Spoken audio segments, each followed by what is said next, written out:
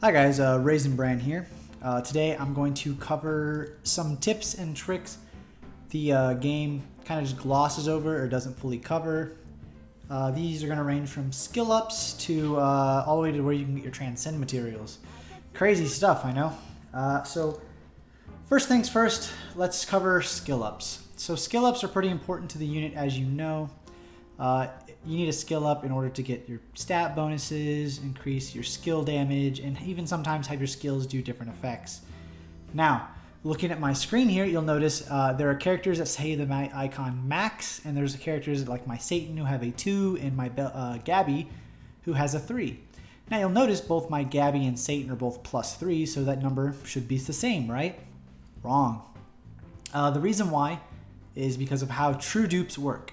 Now, a true dupe, every time you put them in, will make that number go up by 1. Upon the 4th true dupe, the icon will say max, and that is because after the 4th true dupe, you no longer have to use dupes to get them to +13. You can just use books, bun raise, and or inherit if that's really what you want to do. Now, how that works is once you get up to 13, the last 2 require the soul mirrors. But when you get them 4 in, it'll say max, and then up here on the top right, you'll notice it says 7 out of 9. And that is because I have used 4 true dupes, and then 2 of them came from books, bun raise, and or inherit. Now, in regards to inherit, what'll happen is if you look at the bottom, it says sin remaining 1. And that is due to the fact that your sins, as a whole, get 1 inherit a month using diamonds. Now, you can also use the little tool you can buy from one of the shops, but I don't have one of those. And I'm probably not going to use my diamonds right now to show you, but I can just explain it.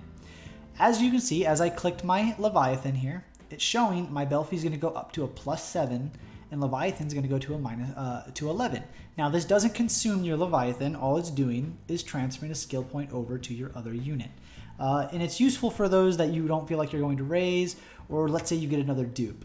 And you've already maxed out their dupes, this would be an easy way to get a point moved over and not have to worry. Now, the diamond cost is pretty steep, so I recommend you save your diamonds for other things in the game because eventually you're going to get the dupes you need, so I wouldn't, unless you're like dying to have that waifu built all the way up, I would just be patient with it.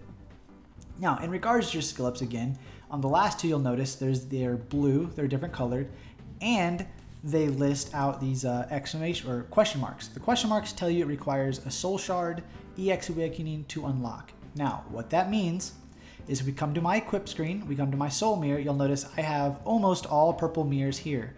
And the right side says 66%. What this means is if I was to equip my last mirror, which I took off earlier in preparation for this, you will notice it says 100% now because all purple mirrors are at +15. To get these skill points, they have to be purple mirrors, and they have to be all +15. Now, you'll notice my Belfie says +7. She no longer says just +6. Those skill points don't have to come at the last second. You can do them as soon as you get the mirror and you feel like it's ready, you can do it. It does take a lot of resources to get a mirror, all 3 pieces of the mirror set to +15. It's not going to be an easy little feat you can just do overnight unless you're spending money. It's just going to take some extra time grinding. Now, along with that, if we look at Belfie here again, her star shards. Star shards are a big part of how you make your character stronger, and it's how you increase all the things you're doing. Now, a good example with Belfie here is the fact that I have these shards, but you see the white number and the blue number. That blue number is what the shards are providing as bonus stats. That's not shown here. If we go back to the screen here, you'll see that it's added, but on this screen it's not. Now, in the description, I'm going to include my star shard calculator sheet that I built for everybody to use. And what you do is you input the white numbers in the top left, and then it's going to auto remove the stats that do not affect your star shards. The stats that do not affect your star shards are your karma bonuses you get from karmaing up, your skill ups, as we saw in here. These stat bonuses are like the base defense, at the +10, 25, 1,000. These also do not affect star shards. The only stats that do are your transcend, your rank up, and your training. These are the only 3 stats that will affect your star shards. Now, On top of that, knowing how the star shards and those work now with their different stat bonuses and how they correlate, we want to go to the next stage, which is the Soulpedia. Now, the first thing I recommend you do when you come to Soulpedia is you click this up arrow down here. And what it's going to do is it's going to rank up your Soulpedia up to the level of your collection bonus. Now, the collection bonus provides you a passive stat score to all of your units. Now, only +4s and above can attribute to your soul link provided here, but everyone gets the bonus, including 3 stars. Now, if you want to see how much bonus each person's giving to this 2.68 million I have down here, you click the check mark and it'll tell you above their character frame what each person's now giving. And you can also check how this score is calculated by clicking, once again, the question mark. And then on the bottom here, you see Soul Link Rules. You click this and it's going to provide you a table showing you exactly how that score is calculated. So using Lucifer as an example, when you first summon her, you get 28,000. Every time you level her up, you get 210 extra points. Every time you rank her up, which is going from 5-star to 6-star in the case of Lucy, she gets 8,800. Ultra level, this is your Transcend. So as you transcend them, for each Transcend level, it's 400 extra points. Your skill rank, every time you rank up the skill, is 7,000, and your karma is 280. And that's why my Summer Lucifer, and my Beelzebub all have 185,880, is because they're all sins and they all fall under that first bracket. Now, knowing these soul links and how they're calculated is what plays a part into your consonants. Consonants is a good example here, to where if I scroll down, we can see Evelina here. Her number is red. What does red mean? Red means her score isn't high enough in my Soulpedia.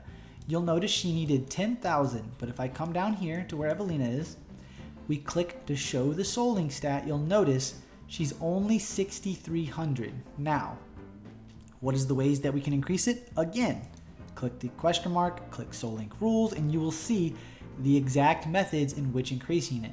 Now, if I want to increase her very quickly, all I have to do is rank her up from 4-star to 5-star, and she's going to get 5,600 points automatically added to this score, which would put her over the required minimum in order for me to upgrade Asmo's attack one more time.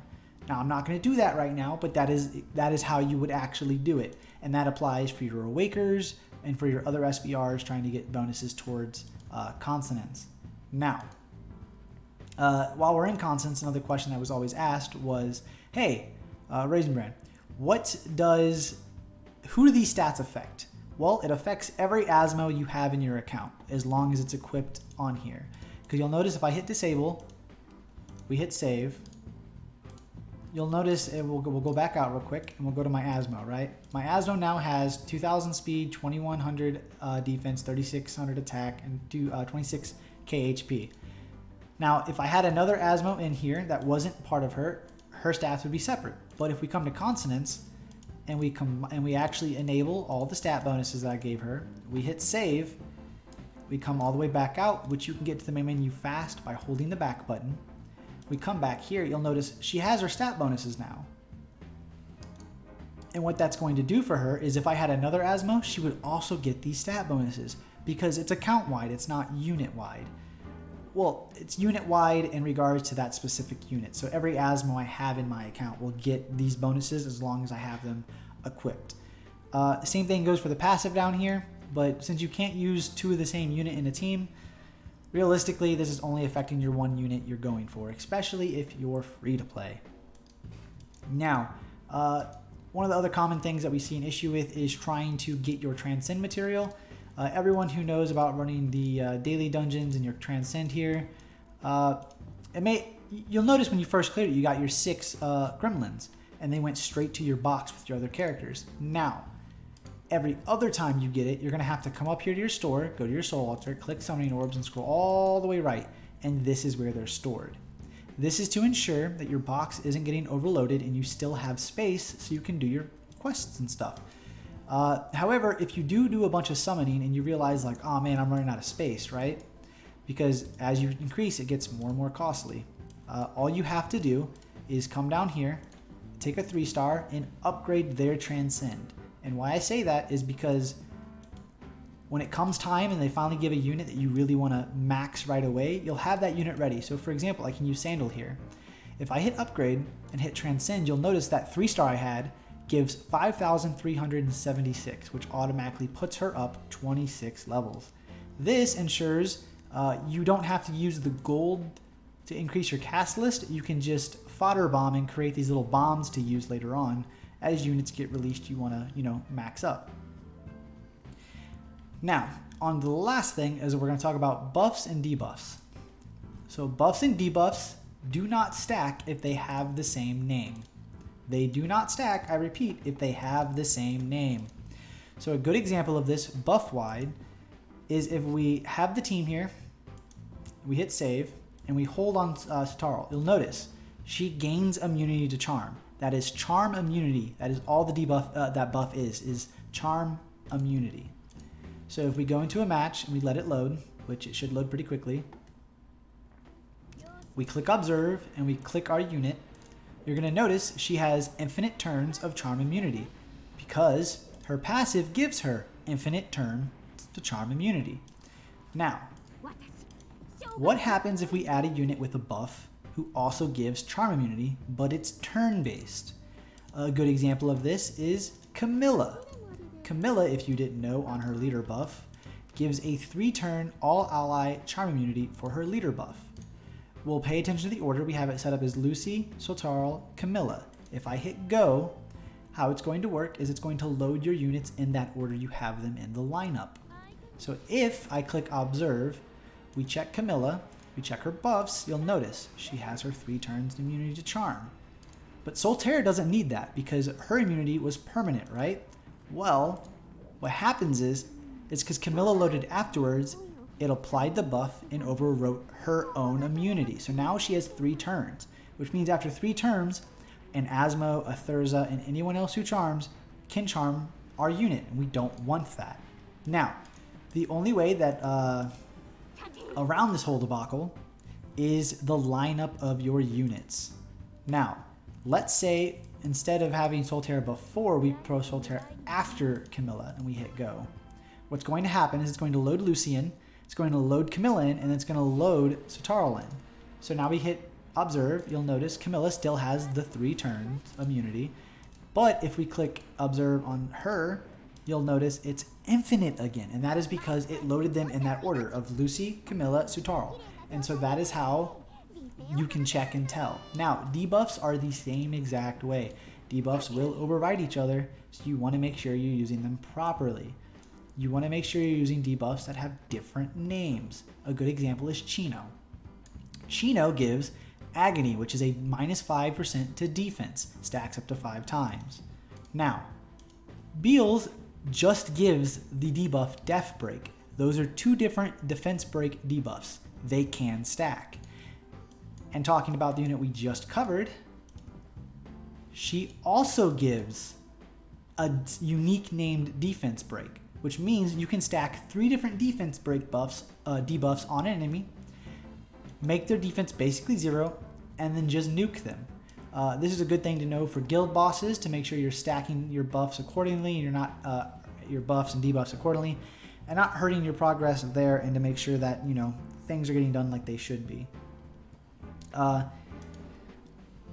Overall, though, this does cover a lot of the basic questions that I commonly receive down in the community Discord. I don't run the Discord, I'm just a global helper there, and if you have any questions, please come sure and check out the description for the link to the Discord, and come stop by and say hey. I'm sure everybody there will love to answer questions and help you out if you do have any.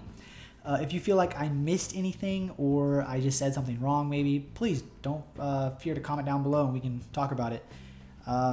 Again, I'll also include my Star Shard calculator sheet down in the description along with the community Discord link. And thank you for watching.